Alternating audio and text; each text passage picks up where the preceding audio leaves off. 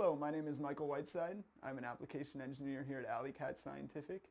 In this video, I'm going to show you how to change your unit ID and baud rate on your Alicat device for communication purposes. Now let's get started.